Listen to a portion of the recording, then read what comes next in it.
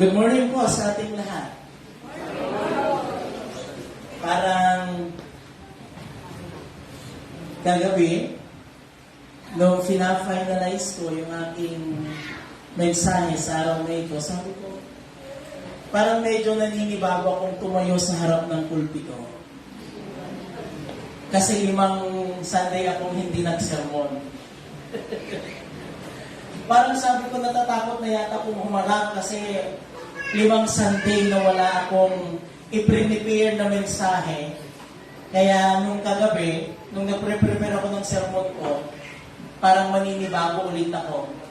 Matagal-tagal din kasi nung huli akong nag-preach sa pulpito ng Silawit UMC. Last first Sunday of September. And today is the second Sunday of October. Kaya medyo nanibago ako. Mga kapatid, tapikin mo yung katabi mo. Sa mga walang katabi, tapikin mo yung nasa likod niyo. Sabihin niyo sa kanila, salamat sa Diyos at kasama kita kayo. Praise be to God. Diba? Napakasarap magpuri sa Panginoon kung sama-sama tayo sa pag-awit, sa kanyang mga awitin. Sama-sama tayo sa pananalangin at sama-sama tayo sa pagsasayaw, pagpapalakpak at pakikinig sa kanyang mga salita. Marami akong nakikitang wala.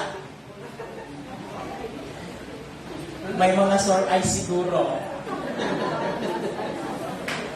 Yung iba may mga lagnat, puso pa rin ang sipon, puso pa rin ang ubo, puso pa rin ang trangkaso.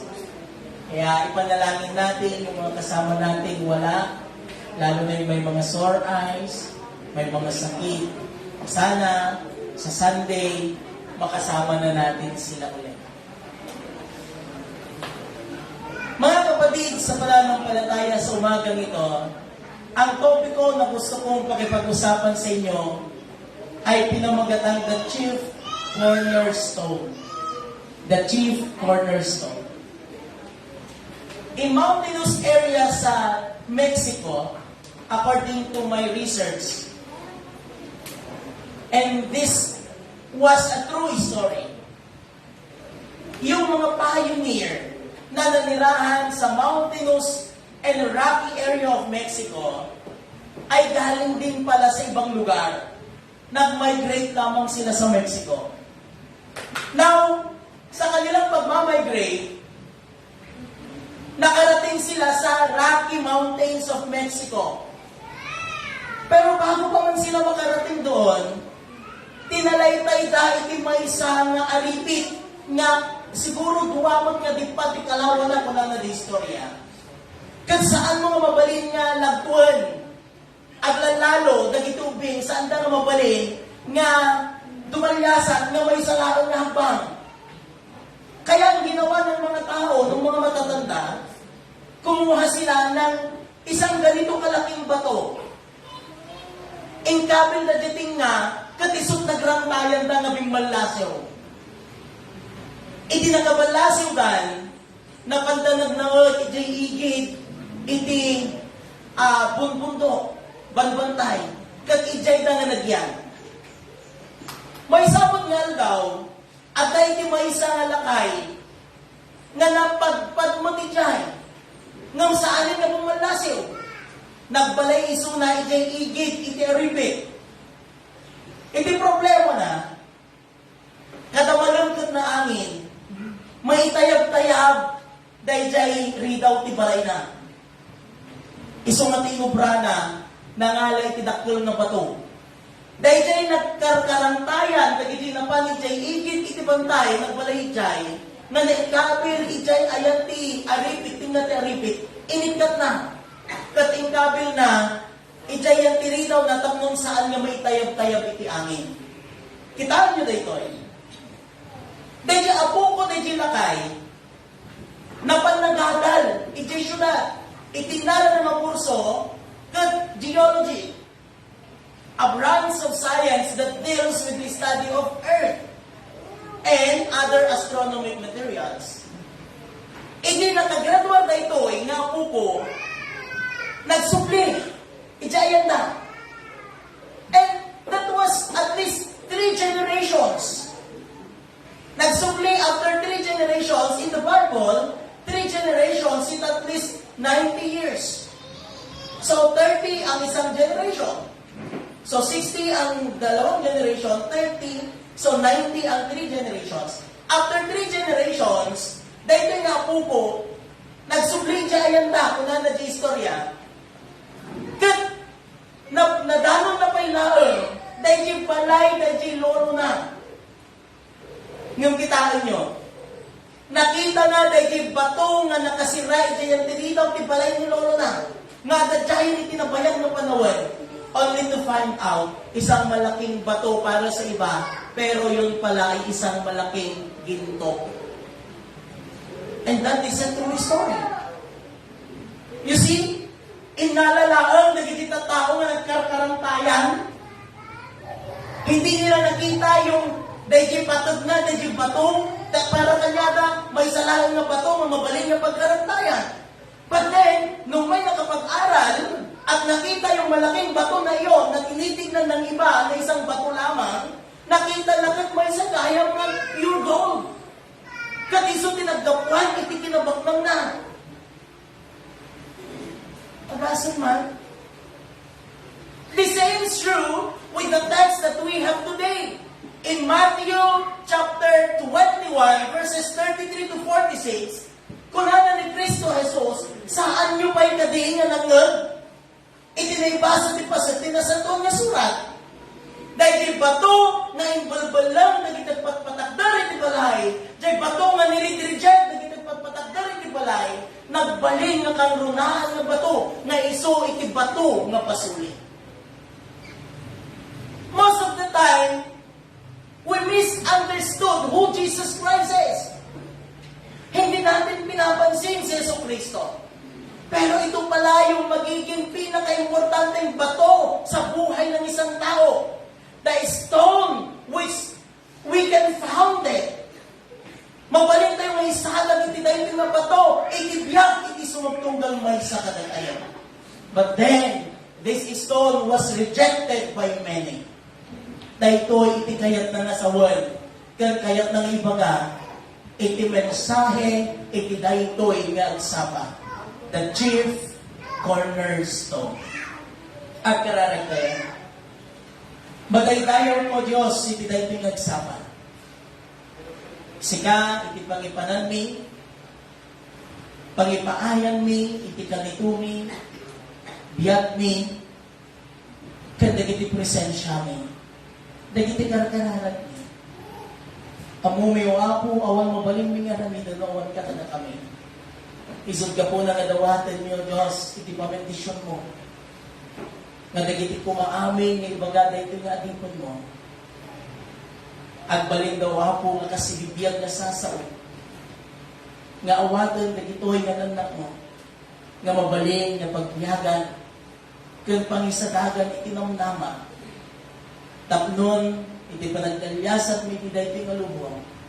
Sikaw Diyos kagbalin nga patu nga mabalin nga pangisadagan mi tinamnama mi tinamnama. Bendisyonan na kami, tinailangitan niya kinasiling. Tapnon maaramid mi, kag maawatan niyo Diyos, dagiti sasa. Tinagan nga bumingi sa Kristo, idawat mi ang ititoy. Amen. Kakabsang nagdalaang itituwa nga kayat ko nga pakapagsiritaan ka na kayo, tilay ko'y gabigan. Umuna, kunana, Jesus being the chief cornerstone is the only way for our deliverance.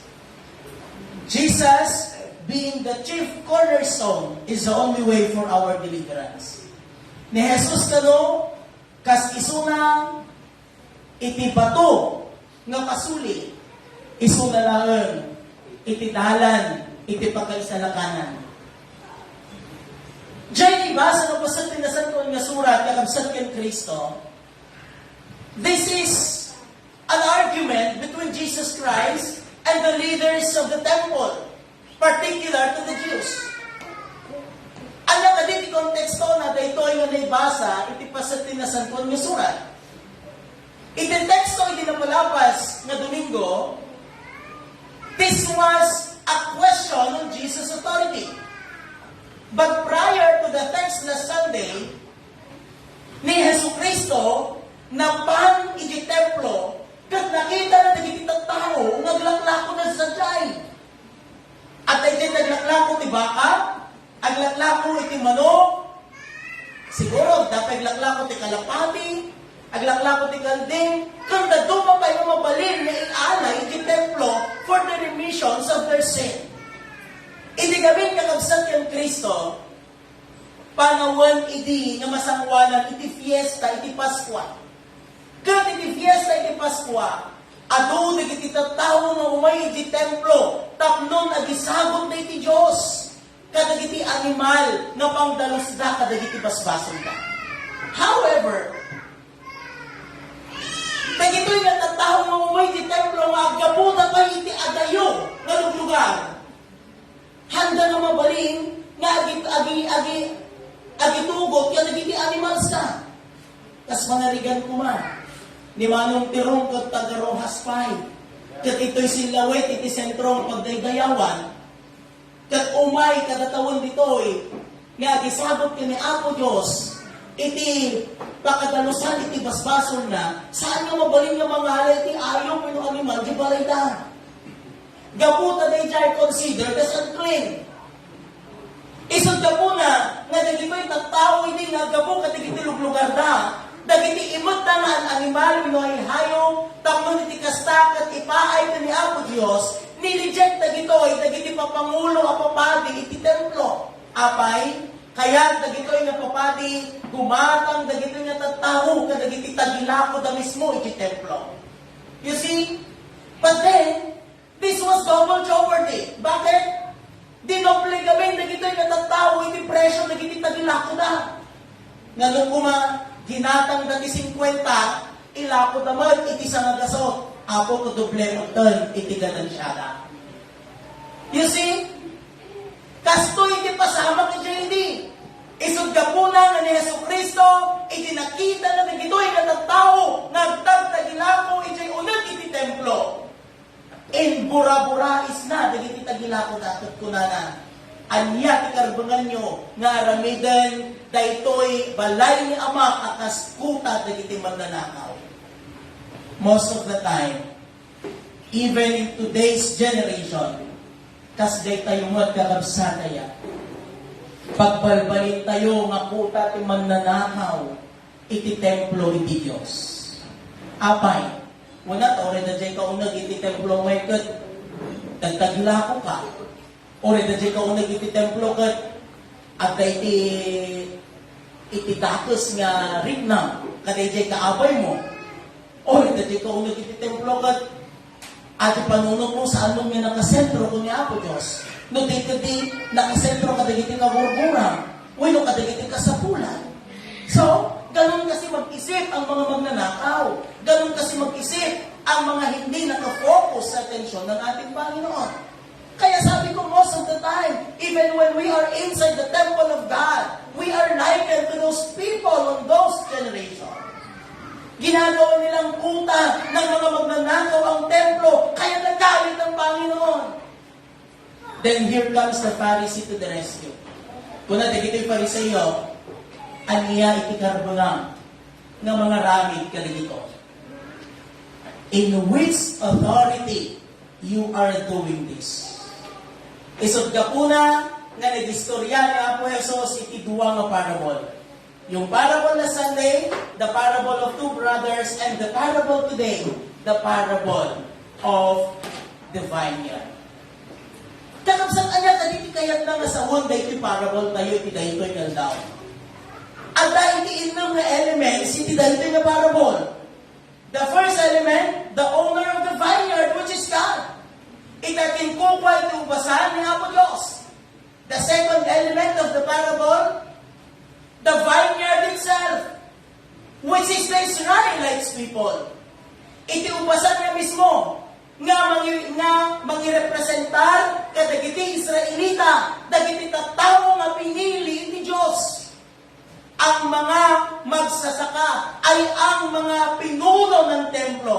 Pharisees, the leaders of the Jews. Kat dagitoy, nga magsasakawan ng dagitoy, yung mga magsasakang ito, pinagkatiwalahan sila ng Diyos upang sa ganon, hubugin ang mga Israelitang ito upang mamunga ayon sa kagustuhan ng Diyos.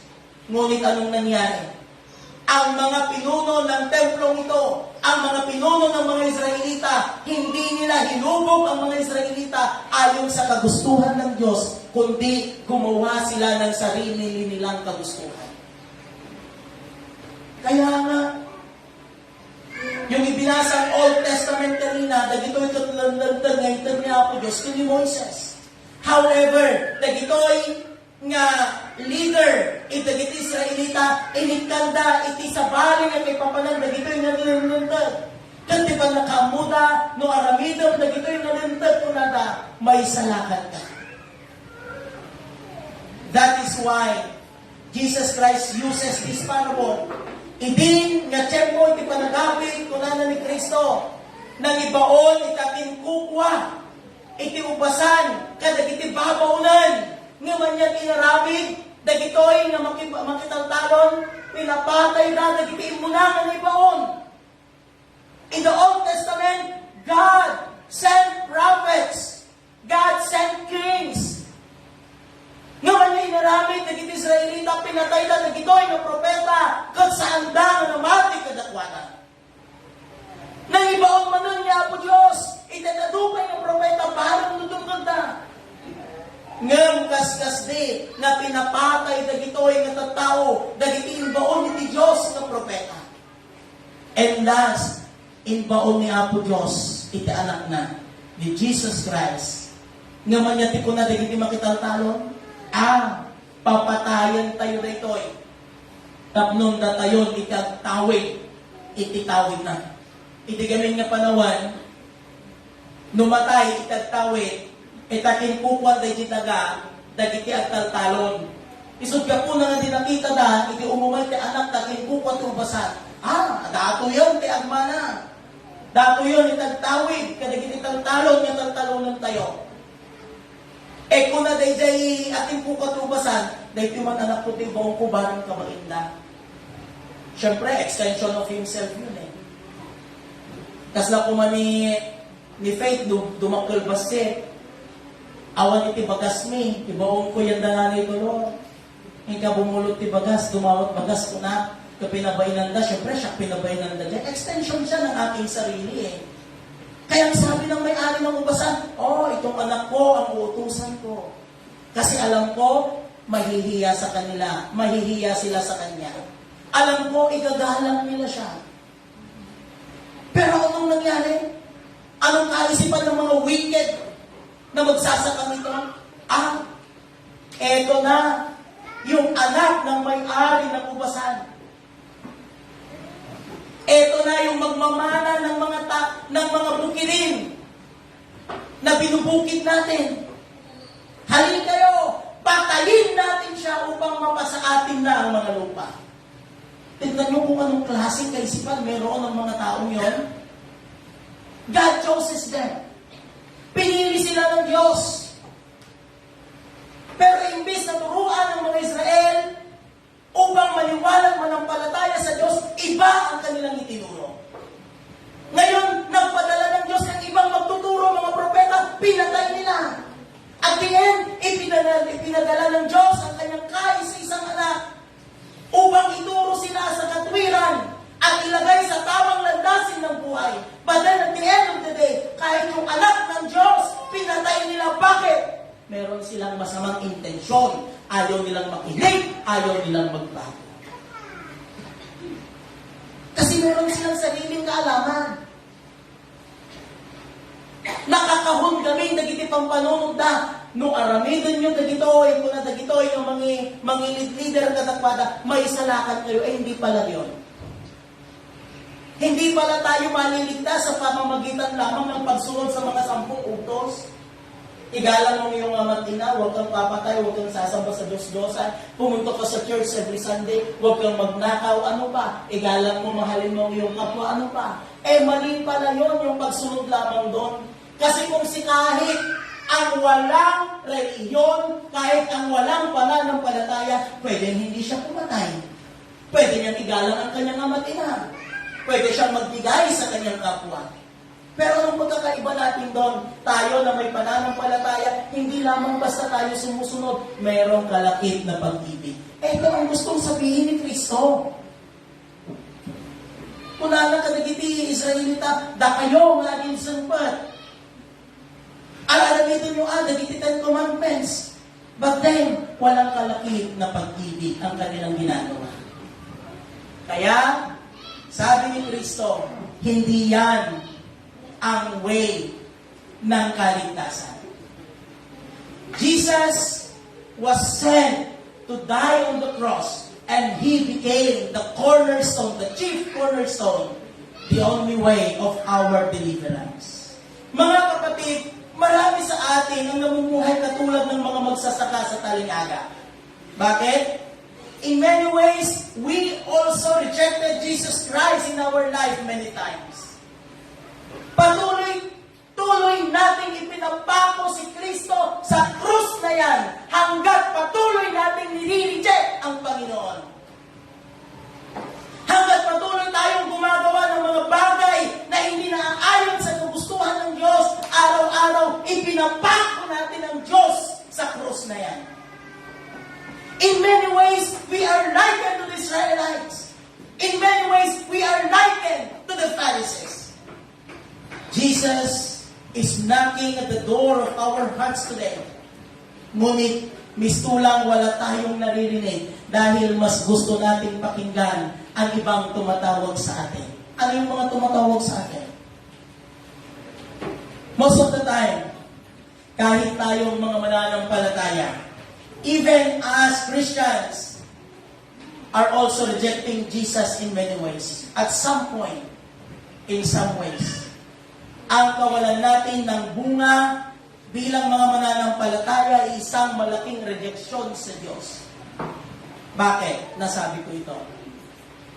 Matandaan nyo, may sangal daw magising ni Jesus Christ. Nakakita, hindi puno ng igos, kunana, mabisina, inasadgan na dyan, puno ng igos, nakakita, nagadumabulong na, yung awang bunga na. Anyat ko na malipot itangal daw, saan ka niya nagbunga? Ora mismo, natay. Kasano ko na, masulit kini malumpirong ni Jesus Christ. Kinita na nabulong, mo bunga na. Ay, saan ka ito nagbunga? Do we need to wait? Kasapulan, kadi nga urayan tayo nga ni Jesus, itimambiro kadagiti bunga, iti sumagtunggal may sa kadatayo. No ibaga tayo nga namati tayo na ang amo tayo iti Diyos, we need to bear fruit. Kat iti saan nga pa nagbunga, may isang wagas, iti pa nang reject niya po Diyos. Anong kaibahan natin sa mga walang pananampalataya? Mabuti pa nga sila may pag-asang maligtas dahil hindi nila nalaman na may Diyos. Tayo nalaman natin may Diyos pero hindi tayo namuhay ayon sa Diyos. Diba? Ang kawalan natin ng bunga ay isang rejeksyon sa Panginoon. Ang paggawa natin ng ating mga gawain nang hindi naman nakalinya sa kagustuhan ng Diyos ay isang malaking rejeksyon. Ang pagpapatuloy natin sa pagiging makasarili, kitang manda kaduwang tao. Makasarili ba yan? Makasarili ba yan? Hindi naman daw. Narinig ko, hindi naman daw. Ha? Ang kawalan natin ng pagpapatawad, padasin ni Mamiri sa ang mga mingid ka sa dilangit, maday tayo kumatinagan mo, umay kumati paganuyan, maramit kumati pagayatam no kasano sa dilangit kastamit ito'y daya. Item ka na kam, titaroon may tinaldaw, ket pakawanen na kami kadagiti basbasol mi akasmet pamakawan mi kadagiti nakabasol ka na kami. Hanggang doon lang yung panalangin mo, hanggang doon lang sa ket pakawanen na kami kadagiti basbasol mi. Takong konti pagarihan, nilapata mo dyan, kas pamakawan mi. Ang hindi pagpapatawad, rejection yan, kapatid. Sabihin mo yan sa katabi mo. Ang hindi pagpapatawad sa nagkasala sa'yo, rejection yan sa Diyos. Ha? Next, ang pagtalikod sa kabutihan at pamumuhay na wala sa katwiran at walang pag-ibig ay isang maliwanag na rejection sa Panginoon. Paano ba mamuhay kasi ng may pag-ibig, Pastor? Yung may compassionate ka sa iba. Yung sensitive ka sa pangangailangan ng kapwa mo. Hindi yung bili ka ng bili ng sapatos mo. Sino may maraming sapatos dito na magaganda. Hindi mo na nasusuot. Nandun lang sa cabinet, 1, 2, 3, 4, 5 hanggang 10. Pero ta-classmate mo dyan na butaw-butaw sapatos na, walang sensitivity. Walang pagmamahal. Eh, paano mo sinasabing, anak ka ng Diyos? Paano mo sasabihin, Kristiyano ka, kung hindi ka sensitive sa pangangailangan ng iba? At sasabihin mo sa akin, kami naman bumili nito, pinaghirapan ito ng mga magulang ko, pinaghirapan namin ito. Bakit? Saan mo nang galing kung pinili mo, di ba sa Diyos? Pinadaan lang sa'yo yan, kapatid, para itulong din naman. Huwag mong angkinin, huwag kang makasarili, tumulong ka! Diba?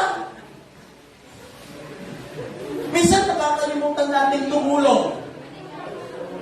Big rejection. Kasi dumating si Kristo dito upang tumulong. Ipinakita sa atin kung paano tumulong. Buong ngayon ng pananampalataya, kung hindi natin yung ginagawa, big rejection to God. Diba? Walang pag-ibig doon. Walang katwiran doon. Nasa ng hustisya. Walang hustisya doon. Kaya maging tayo man bilang tinawag sa pananampalataya, mamuhay tayo ng pag-ibig. Mamuhay tayo ng may kahabagan sa iba dahil ito ang kagustuhan ng ating Panginoon. Kagaya ng mga Hudyo, ialay man natin lahat ng ating kayamanan. Sundin man natin lahat ng mga batas. Ngunit kung walang pag-ibig sa atin, wala tayong pagkakaiba sa ibang walang paniniwala at pananampalataya. Ganun man mga kapatid, ito ang mabuting balita. Ang Diyos ay Diyos ng pag-ibig, that He even gave Jesus Christ and gave us the chance to reform ourselves na nakaayon sa Kanyang kagustuhan.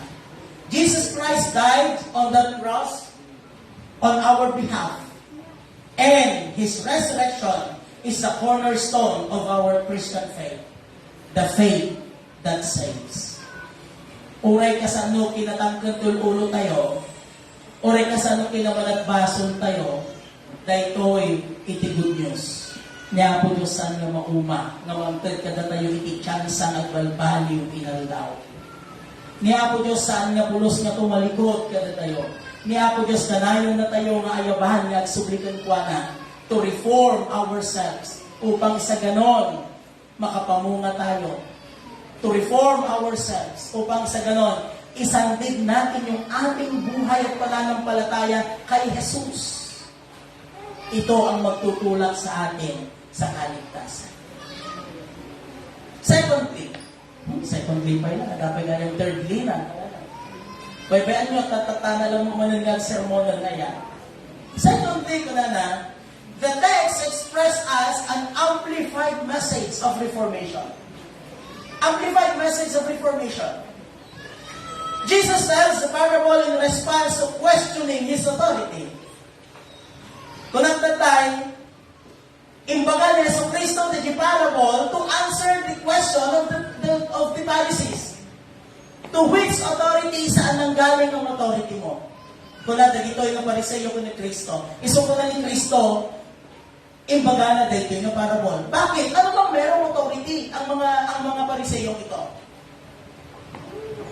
Ano ba yung naibibigay ng authority nila? Ang mga pariseyo kasi nung panahon ni Cristo, sila lamang dapat ang may authority sa templo. Ito kasing si Cristo, pabida din ano.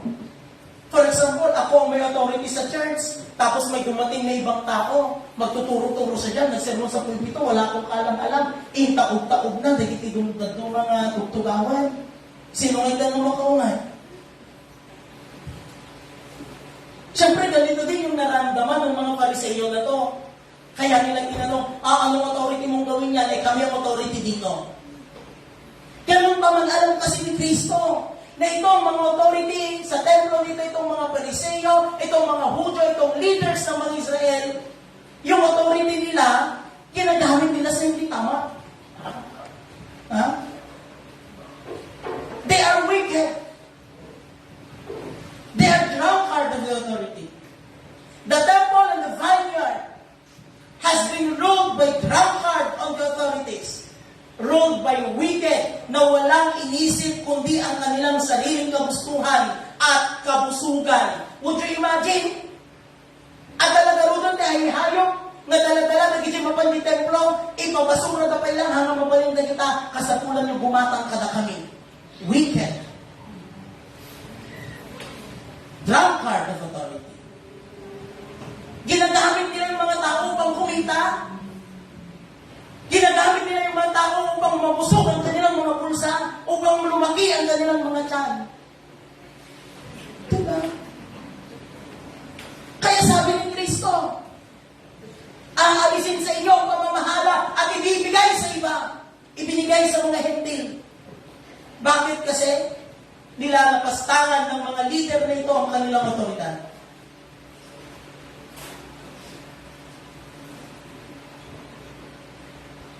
At kabusugan. Kasi hodang walang nakikitang ani mula sa kanilang pinangangalagaan. Dahil mas madalas nilang gatasan ang ubasan kaysa alagaan. But Jesus turned the situation into upside down. His authority came from the Lord. And unless hindi pasakop sa authority na ito, ay hindi makakaranas ng reformasyon. Tingnan natin sa church natin ngayon. O sa ating society. Merong kailangan baguhin sa society natin.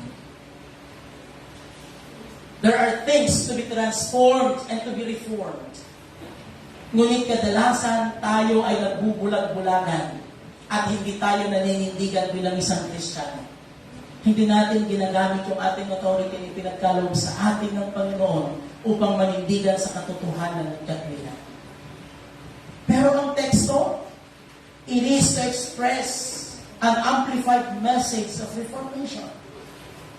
Paano tayo tatawagin santo kung sa loob lang ng church tayo nagiging santo? Pero paglabas natin, may sumisigaw ng katwiran, may sumisigaw ng hustisya, may sumisigaw ng tulong. Hindi natin tinutulungan, hindi tayo tumatayo para sa katwiran sa labas dahil mas natatakot tayo sa otoridad ng mundong ito. So, walang reformation. Parang wala tayong nakita. Parang wala tayong narinig. Kadalasan, katulad ng mga Hudyo, isinasalig natin ang ating pag-asa sa mga maling tagapamahala ng mundong ito. Kaya sa huli, tayo ay pinapakinabangan nila. Pinapakinabangan tayo ng ating tagapamahala. At pati tayo ay nadadala sa hindi tamang landasin ng buhay. Ngunit kung itutuon natin ang ating pansin sa Panginoon na siyang batong panulok, the chief cornerstone, and make Him the leader of our life, then we will experience the reformation that leads us into a better life with God. Ano ba kasi yung salitang reformation? In Greek, ang salitang reformation na diorthosis, ibig sabihin means making straight or making an upright path. When we say reformation, pagtalikod sa dating nakagisnan at pagbabago para sa Diyos. Kaya kailangan ng reformation. Nung nakilala natin si Kristo being the chief cornerstone of our life, we have to choose the right. Kasapulan tayo, itiagbayo. Sasegue ko lang ito. This October will be the election of barangay. Nung nakarang eleksyon, may pumunta dito, hindi ko papangalanan. Pastor, meron tayong party list. Peace party list.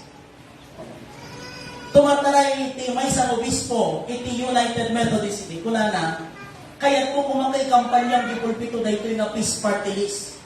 Gaputa Methodist mo't nga bishop dahil may isa. Nga tumartaray for peace party list. Kat ito no, Sabado sa DJ. Wino biyernes, kat amo nun yung daw. Ito'y tayo nga agrugi, nga agmotor ni, kat kaya to nga sikat imang yun una, ay ko na, sir, pasensya ka na. Ang paninindigan mo bilang isang pastor, hindi ako mag-e-endorso ng kahit sino. Kasi ang isang pastor, nagsasabi lang dapat kung anong dapat gawin ng mga bumuboto, hindi niya ibibigay sa kanila ang kanilang iboboto. Now, kuna, lagi kong sinasabi yan, hindi ako kailanman nagkakampanya para sa mga kandidato. Pero dahil ang trabaho ng isang pastor ay mga siwa at magkaloob ng mga salita para sa buhay na walang hanggan. However, it is also my duty and sole responsibility as a pastor to give you a tip in choosing the right person to vote for the positions in our barangay. Kaya mula sa linggong ito hanggang sa linggo pang darating, magsisegue ako. Pero connected sa text ko. Kaya, wag sana tayong bumoto ng mga taong mas takot pa sa authority ng mundong ito kaysa sa authority ng Diyos. Amen ba yun? Aanin mo yung mga taong takot sa authority ni Mayor. Takot sa authority ng congressman o ni governor. Dapat iboto niyo yung takot sa Diyos. Iboto niyo yung takot sa authority ng Diyos. Dahil yung taong yan, if he laid down his life into Jesus Christ, the chief cornerstone of the church, the chief cornerstone, the foundation of our faith. Ibig sabihin yan, takot mangurakot yan. Takot gumawa ng bad yan. Diba? Sa mga taong walang respeto sa salita ng Diyos, huwag natin silang iboto.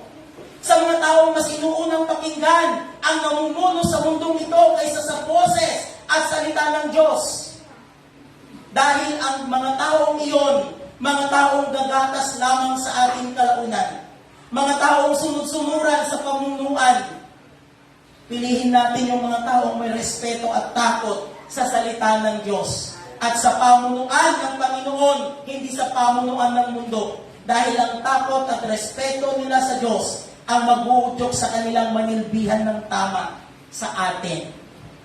Ang takot nila sa salita ng Diyos, ang takot nila sa pamunuan ng Diyos, ang takot nila kay Kristo, being the chief cornerstone of their life, ay magtutulak sa kanilang manilbihan sa atin ng tama, sa barangay at sa bayan. Ang takot at respeto nila sa Diyos ang siyang mag-uudyok sa kanilang gawin ng tama at manindigan sa tama. Sa huli, masasabi kong sila ay nakapundasyon kay Kristo, the chief cornerstone, the one who has this God's authority to reform the world according to His leadership. Ang kalakaran sa industriya ng politika, tsaka lang tayo kilala pag malapit na ang eleksyon. Pag malapit ng eleksyon, ang bilis nilang tumulong. Bato-bato sa langit, tamaan huwag magaling. Alam ko, hindi ko papangalanan, pero may mga tumatakbo na lang dito sa loob. Pero hindi nyo maririnig sa akin na ikampanya ko kayo. Bala kayo dyan. Huwag tayong pasisilaw sa sinag ng tatlong ulo, sa sinag ng dilaw. What? I-divide mo ngayon 500 sa 3 years? Naku. Ang isipin nyo, kung gagawa ng mga ganyan, ang mga iboboto natin, ibig sabihin yan, babawi sila pag nakaupo. Ang iboto natin, mga kapatid, yung taong may respeto sa salita ng Diyos at sa otoridad ng Diyos. Yung taong mas inuuna ang Diyos kaysa sa pamunuan ng mundong ito. Yung taong nakapundasyon sa Panginoon, being the chief cornerstone of His life. Marami kayong pagpipilihan sa kanila. Ewan ko, 40 yata sila. Ilan sila? Ang dami nila. Pero sipihin yung mabuti. Sino ba dito yung nakapundasyon sa Panginoon? Yung takot sa Panginoon. Hindi takot kay mayor, kay congressman, kay governor. doon tayo. Mga kapatid, sa pananampalataya, ang Panginoon, ibinigay niya ang kanyang sarili upang mamatay para sa ating kaligtasan. Ang Panginoon na nire-reject natin araw-araw is and is always the cornerstone of our faith. Ang pananampalataya na makakapagkaloob sa atin ng kaligtasan. Ang tanong ko ngayon, saan mo isinasali ang iyong kaligtasan, ang iyong pananampalataya? Iniimbitahan ka ngayon ng Panginoon na gawin siyang chief cornerstone ng buhay mo. Ang tanong, tatanggapin mo ba ang imbitasyon na ito? Tutugon ka ba? In the name of the Father, and of the Son, and of the Holy Spirit, Amen. Tayong